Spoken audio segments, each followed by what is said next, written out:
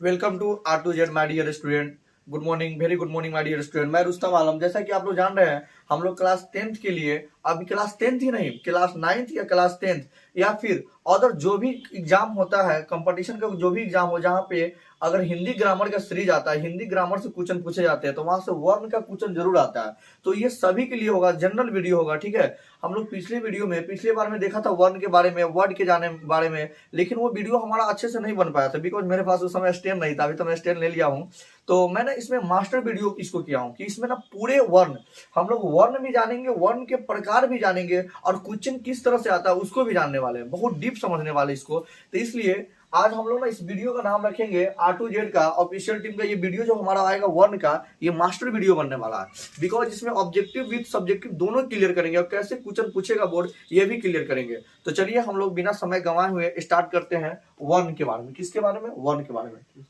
चलिए वर्ण समझिए, वर्ण होता क्या है। तो सर, वर्ण उस मूल या ध्वनि को कहते हैं जिसका हम लोग खंड या टुकड़ा नहीं कर सकते। क्या नहीं कर सकते हैं? खंड या टुकड़ा नहीं कर सकते हैं। सर, खंड भी नहीं कर सकते हैं, टुकड़ा भी नहीं कर सकते हैं, तो वो क्या होता है? देखिए, जैसे कि मैं यहाँ पे लिखता हूँ, सर किसको खंड या टुकड़ा नहीं कर सकते, या वर्ण क्या होता है। तो देखिए, जैसे कि मैंने लिखा आ हर्ष, आ हर्षई दीर्घई, ठीक है। ये सारी चीज या आप लिख सकते हैं क हलंत, ग हलंत, च हलंत, म हलंत इत्यादि। ये सारे हमारे जितने भी है, ये सब हमारे क्या है? वर्ण है। अभी और विस्तार से इसको जानेंगे। ये सारे हमारे क्या है? वर्ण है। क्लियर समझ में आया? सर, वर्ण किसे कहेंगे? वर्ण उस मूल या ध्वनि को कहेंगे जिसका खंड या टुकड़ा नहीं किया जा सकता है। जैसे कि आ ई कहलन गहलन चलन इत्यादि, ये सारे क्या है? वर्ण। चलिए, अगर सर बहुत सारा वर्ण मिल जाए, क्या मिल जाए? वर्ण मिल जाए, तो वर्णों का क्या हो जाएगा? वर्णों का समूह हो जाएगा। वर्णों का समूह हो जाएगा। तो सर, वर्णों के समूह को क्या कहेंगे? तो मैं बता दूं, क्वेश्चन पूछता है कि वर्णों के समूह को क्या कहा जाता है। मैं बता दूं, वर्णों के समूह को ना वर्णमाला कहा जाता है। क्या कहा जाता है? वर्णमाला। चलिए, अब यहाँ से मेरा मेन टॉपिक हम लोग का स्टार्ट होता है। सर, वर्णों के समूह को क्या कहते हैं? वर्णमाला कहते हैं। सर, एक बात, वर्णों के समूह को वर्णमाला कहते हैं। हिंदी में वर्ण कितने होते हैं? 48 होते हैं। कितने होते हैं? 48 या फिर 52। 48 या फिर 52 होता है। अब ये 48 कैसे होता है सर, और ये 52 कैसे होता है सर, इसको आज हम लोग बहुत अच्छे से डीपली से आज ना वर्ण को पोस्टमार्टम करके समझना है, एकदम पूरा विस्तार से समझना है कि सर 48 कैसे और 52 कैसे। मैं दोनों आपको प्रूव करके दिखाऊंगा कि कैसे होता है। चलिए मेरे साथ। तो आपसे पूछा जाएगा वर्णों के समूह को वर्णमाला कहते हैं। हिंदी में वर्ण कितने होते हैं? 48 या 52 होते हैं। क्लियर समझ में आया? अब आपसे क्वेश्चन पूछेगा वर्ण के प्रकार। वर्ण के कितने प्रकार होते हैं? तो वर्ण के मैं बता दूं, 2 प्रकार होते हैं। कितने प्रकार होते हैं? 2। वो कौन कौन? एक होता है स्वर्ण वर्ण, और एक होता है हमारा व्यंजन वर्ण। एक स्वर्ण वर्ण और एक व्यंजन वर्ण। चलिए, अब सर स्वर्ण वर्ण किसे कहते हैं? तो स्वर्ण वर्ण उन वर्ण को कहते हैं जिसके उच्चारण में किसी दूसरे वर्ण की सहायता नहीं ली जाए। यानी कि स्वर्ण वर्ण को हम जब उच्चारण करेंगे, स्वर्ण वर्ण को जब हम बोलेंगे, तो कोई दूसरा वर्ण की सहायता लेने की जरूरत नहीं है। तो सर, वो स्वर्ण वर्ण है क्या? तो वो है हमारा आ ई ओ री ए ऐ ओ औ। ठीक है, यहाँ पे देखिए आ ई उ री ए ऐ ओ औ। ठीक है, ये हमारे क्या हो गए? ये हमारे हो गए स्वर्ण वर्ण। इसमें सर 2 चीज छूट गया। एक छूट गया हमारा अंग, और एक छूट गया आ। ये दोनों हमारे स्वर्ण वर्ण नहीं है। ये दोनों स्वर्ण वर्ण नहीं है। तो ये क्या है सर? तो इसको मैं बाद में जिक्र करके बताऊंगा ये है क्या। ठीक है, उसको भी डीपली देखेंगे, लेकिन वो स्वर्ण नहीं है। ठीक है, वो स्वतंत्र नहीं होता है। अब सुनिए सर, 1 2 3 4 5 6 7 8 9 10 11। तो आपसे पूछा जाएगा स्वर्ण वर्ण कितने होते हैं? इनकी संख्या होती है 11। स्वर्ण वर्ण की संख्या आपसे पूछा जाएगा, यानी स्वर्ण वर्ण होते कितने हैं? तो ये होते हैं 11। आपसे पूछा जाएगा स्वर्ण वर्ण तो 11 होता है, लेकिन स्वर्ण वर्ण के प्रकार कितने होते हैं? तो देखिए, कंफ्यूज होना नहीं है। स्वर्ण वर्ण पूछे तो 11, लेकिन स्वर्ण वर्ण के जब प्रकार पूछे तो इसके 2 प्रकार होते हैं। इसके कितने प्रकार होते हैं? 2 प्रकार होते हैं। एक होते हैं हमारे मूल स्वर्ण, एक मूल स्वर्ण, और दूसरा होता है हमारा संयुक्त स्वर्ण। मूल स्वर्ण और संयुक्त स्वर्ण। ठीक है, क्लियर समझ में आया? कभी कभी इसको भी पूछता है कि मूल स्वर्ण के कितने प्रकार होते हैं। तो मैं आपको बता दूं कि मूल स्वर्ण के भी दो प्रकार होते हैं सर। कौन कौन? तो एक होता है हमारे हास्य स्वर्ण और एक होता है हमारा दीर्घ स्वर्ण। एक हास्य स्वर्ण और एक दीर्घ स्वर्ण, ठीक है। अब सर हास्य स्वर्ण क्या होता है? तो इधर देखिए मैं बता दूं, हास्य स्वर्ण उसे कहते हैं, नीचे वाला हास्य स्वर्ण उसे कहते हैं जिसके उच्चारण में, ठीक है, जिसके उच्चारण में हास्य स्वर्ण उसे कहते हैं जिसके उच्चारण में कम समय लगे, ठीक है, उसे हास्य स्वर्ण कहते हैं। सर दीर्घ स्वर्ण किसे कहते हैं? तो जिसके उच्चारण में अधिक समय लगे या ज्यादा समय लगे उसे हम लोग क्या कहते हैं? दीर्घ स्वर्ण कहते हैं। तो यहाँ पे हास्य और दीर्घ समझ में आ गया। चलिए अब हम लोग थोड़ा सा और आगे बढ़ते हैं, थोड़ा सा।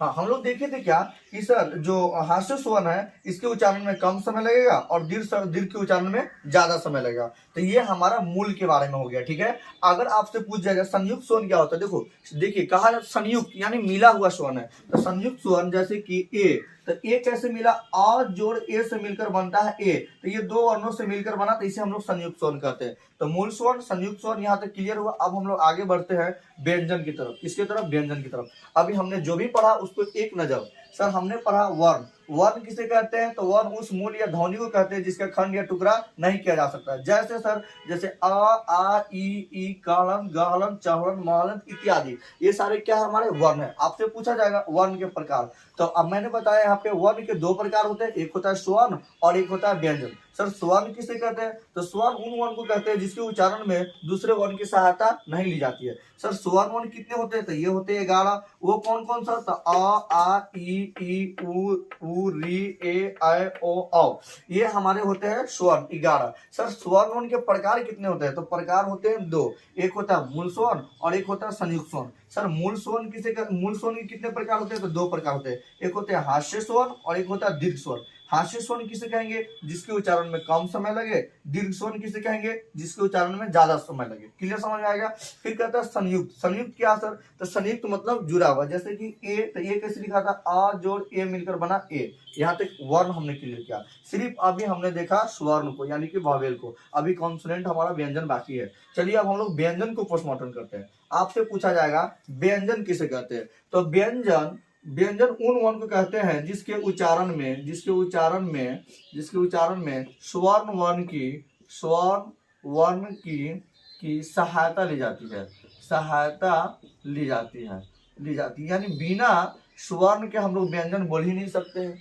बिना स्वर्ण के सहायता से हम लोग व्यंजन बोल ही नहीं सकते हैं। तो व्यंजन वर्ण किसे कहते हैं? व्यंजन उन वर्ण को कहते हैं जिसके उच्चारण में स्वर्ण वर्ण की क्या ली जाती है? सहायता ली जाती है। आपसे पूछेगा व्यंजन का प्रकार, आपसे पूछेगा कि व्यंजन वर्ण के कितने प्रकार होते हैं? तो मैं बता दूं आपको, व्यंजन वर्ण के 3 प्रकार होते हैं। व्यंजन वर्ण के कितने प्रकार होते हैं? व्यंजन वर्ण के 3 प्रकार होते हैं। वो कौन कौन से? तो वो होता है स्पर्श व्यंजन, एक स्पर्श व्यंजन, और दूसरा हमारा होता है अंत अस्त व्यंजन, और तीसरा हमारा होता है ऊष्म व्यंजन। कौन व्यंजन? ऊष्म व्यंजन। अब इसको बहुत डीपली से समझने की जरूरत है। सर स्पर्श व्यंजन क्या होता है? मैं बता दूं, स्पर्श व्यंजन जो होते हैं ये होते हैं क ख ग घ अंग। आप लोग ये मत सोचिएगा कि सर हमको क ख ग क्या पढ़ा रहे हैं, दरअसल इसको समझना बहुत जरूरी है। जब तक आप वर्ण नहीं समझेंगे तब तक आपको संधि समझ में नहीं आएगा। नेक्स्ट टॉपिक जब हम लोग संधि पढ़ेंगे ना, उसमें वर्ण की बहुत ज्यादा जिक्र है, इसलिए इसको समझना जरूरी है। देखिए क ख ग घ अंग, फिर मैंने लिखा च छ ज झ य ट ठ ड ढ और ये न, फिर त थ द ध न और प फ ब भ म। ये इधर देखिए 1 2 3 4 5, कितना हुआ? 5 हुआ। 1 2 3 4 5, यानी सर प्रत्येक पंक्ति में, प्रत्येक हमारे कॉलम जो है उसमें 5 5 है। तो यानी सर यहाँ पे हम ये कह सकते हैं कि 5 ये 5 ये 5 ये 5 ये 5 ये, यानी कि सर 5 का स्क्वायर हो जाएगा। तो 5 × 5 इज इक्वल टू 25। यानी सर हमारा जो स्पर्श व्यंजन होता है ये होते हैं 25। तो इसको कैसे पढ़ेंगे सर? अगर हमको क ख ग पूरा लिखने का मन नहीं है तो हम सीधे बोलेंगे कि क वर्ग से लेकर हमारा प वर्ग तक, क वर्ग से लेकर प वर्ग तक टोटल 25 स्पर्श व्यंजन है। 25 क्या है? स्पर्श व्यंजन है। क्लियर समझ में आया? क वर्ग से लेकर प वर्ग तक हमारे टोटल 25 क्या व्यंजन है, स्पर्श व्यंजन है। सर वर्ग किसे कहेंगे, तो देखो क से लेकर अंग तक है, तो इसको हम लोग बोल देंगे क वर्ग। क्या बोल देंगे, क वर्ग। इसको बोल देंगे हम लोग च वर्ग। क्या बोलेंगे, च वर्ग। उसी तरह ट वर्ग, त वर्ग, प वर्ग। तो हम सीधे डायरेक्ट लिख सकते हैं कि सर क वर्ग से लेकर प वर्ग तक जो हमारे व्यंजन है ये हमारे कितना है 25 यानी 25 है। क्लियर समझ में आया। Next sir अंतःस्थ। अंतःस्थ क्या होता है, अंतःस्थ होते हैं य र ल व। य र ल व को हम लोग अंतःस्थ कहते हैं। ये कितने होते हैं सर, तो ये होते हैं 4। ये कितने होते हैं, 4। नेक्स्ट सर उष्म है हमारा, तो उष्म क्या होता है, उष्म होता है प्लावे स, मूर्धन्य स और फिर दंती स और ये हा। ये कितने होते हैं सर, तो ये भी होते हैं 4। तो मैंने देखा कि सर यहाँ पे व्यंजन जो होते हैं सर, व्यंजन के उच्चारण करने में स्वर वन की सहायता ली जाती है। और जो हमारे व्यंजन होते हैं ना, व्यंजन के 3 प्रकार है, स्पर्श व्यंजन, अंतःस्थ व्यंजन और उष्म व्यंजन। स्पर्श व्यंजन कितने होते हैं, तो 25 होते हैं, क वर्ग से लेकर प वर्ग तक। अंतःस्थ कितने होते हैं सर, तो ये 4 होते हैं, य र ल व तलाब, य र ल व। और उष्म व्यंजन कितने होते हैं, तो 4 होते हैं, तलावे स, मूर्धन्य स, दंती स, हा। यहाँ तक क्लियर है। अब हम लोग आगे बढ़ेंगे कि सर हम लोग ने स्वर्ण के पूरे डीपली में समझा और व्यंजन को समझा, और आगे क्या है तो मैं आपको बता दूं। मैंने आपको अभी बताया था, यहाँ पे जब व्यंजन लिखे थे तो मैंने यहाँ पे बताया था कि एक हमारा अंग होता है और एक आ होता है। ये दोनों को मैंने नहीं लिखा था। तो देखिए यहाँ पे समझने की जरूरत है। ये पूछा जाता है कि अगर इस पे अ पे 1 गुण का है तो इसे क्या कहेंगे, तो इसे कहा जाता है अनुस्वार। क्या कहा जाता है, अनुस्वार। ये अनुस्वार होते हैं। और जहां पे ये डबल गुण का है अंग अ, तो इसको हम लोग बोलते हैं विसर्ग। क्या बोलते हैं, विसर्ग। एक अनुस्वार और एक विसर्ग होते हैं। अच्छा सर अगर अनुस्वार और विसर्ग ये दोनों को हम मिला दे, क्या कर दे, मिला दे, तो ये दोनों मिलकर क्या बनेगा, तो ये दोनों मिलकर बनता है आयुग्वाह। क्या बनता है, आयुग्वाह बनता है। ठीक है। ये पूछा जाता है कि अनुस्वार और विसर्ग जब दोनों मिलेंगे तो क्या बनाएंगे, तो मैं आपको बता दूं अनुस्वार और विसर्ग दोनों मिलकर आयुग्वाह बनाते हैं। और देखो एक अनुस्वार एक विसर्ग, यानी ये कितने हो गए, 2 हो गए। ये कितने हो गए, 2 हो गए। क्लियर समझ में आ रहा है। चलो हम लोग देखते हैं कि सर आपने बताया था 48 या 52, तो ये 48 या 52 कैसे पढ़ता है इसको समझो। देखो हिंदी व्याकरण में ना इसमें क्या किया गया, ड और ढ, इसके ड यहाँ पे लिखता हूँ, ढ एक होता है ड, एक अड़ा। ये दोनों जो होते हैं ना, इस दोनों को ना हिंदी व्याकरण ने अलग स्थान रखा है क्योंकि ये स्वतंत्र नहीं है। तो ये होते हैं 2। ठीक है, कितने होते हैं, 2। र और ढ ये दोनों 2 होते हैं। अब हम लोग ने पढ़ा था कि सर हिंदी के जो वर्णमाला है ये 48 है या तो 52 है। तो ये कैसे 48 है कैसे 52 है, मैं अब आपको बता दूं। यहाँ पे देखिए हम लोग ने सबसे पहले पढ़ा स्वर्ण। स्वर्ण कितने थे, 11 यानी 11, तो मैंने यहाँ पे लिखा 11। फिर हम लोग ने पढ़ा कि सर जो व्यंजन होते हैं इसके 3 प्रकार। स्पर्श व्यंजन कितना आया हमारा, 25, तो सर 25 नोट कीजिए। अंतःस्थ अपना कितना आया था, अंतःस्थ यहाँ पे देखिए लिखा हुआ है कि अंतःस्थ 4 है, तो मैंने यहाँ पे 4 लिखा। सर स्पर्श अंतःस्थ के बाद उष्म कितने थे, तो उष्म भी 4 थे, मैंने यहाँ पे 4 लिखा। एक तो अनुस्वार था और एक विसर्ग था, तो ये 2 था, तो इसको 2 लिखा।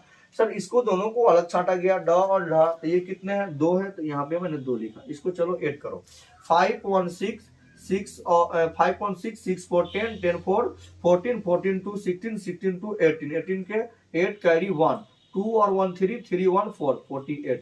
देखो यहाँ पे अपना प्रूफ होता है। यहाँ से इधर आ जाइए, देखिए यहाँ पे प्रूफ हुआ कि सर जो हिंदी में 1 होते हैं वो 48 यानी 48 होते हैं। कैसे, आपको मैंने बताया। अब सर आपने तो ये भी बता रखा है कि 52 भी होते हैं, तो ये कैसे, तो इसके लिए देखिए ये कैसे, यहाँ पे मैं समझा दूं। इधर सर आ रहा है ये कैसे, तो देखिए यहाँ पे मैंने लिखा छ त्र और श्र और ज्ञ, ये होते हैं 4। ये कितने होते हैं, 4। छ त्र श्र और ज्ञ। इसको क्या कहा जाता है सर, तो इसको कहा जाता है संयुक्त या संयुक्ताक्षर। ताक्षर, ये संयुक्त या संयुक्ताक्षर व्यंजन होते हैं। ये दरअसल स्वतंत्र व्यंजन नहीं है। इसमें छ त्र स्र ज्ञ ये सारे व्यंजन ना दूसरे व्यंजनों से ना मिलकर बना हुआ है।